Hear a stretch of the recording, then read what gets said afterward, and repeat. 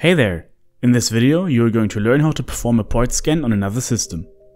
This is the address of a system that I would like to scan. I want to know which ports are open and which services are accessible. I also want to save the result for later since I do not have much time right now. To do this I will use Nmap. Nmap is typically used via terminal, but there's a graphical user interface available called Nmap. I will stick to the terminal for now.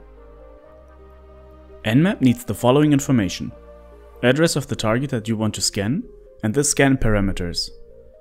The most commonly used scan parameters are: tag A runs OS detection, version detection, script scanning and trace route. Tag P defines a port or a port range. Tag ON defines an output file if you want to save the result for later. A typical scan command would look something like this. Now that we know this, let's scan a target machine. I will scan the Nmap scan test server located at scanme.nmap.org. There we go, Nmap found some open ports with the services available behind them. Since I supplied tag ON in the command, I will be able to check out the result in the output file as well. Per default, Nmap only scans the most common 1000 ports. If you want to scan all ports, you can specify tag P tag or tag P1 to 65535.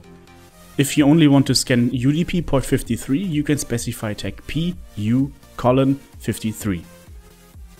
Please only scan targets that you are allowed to scan.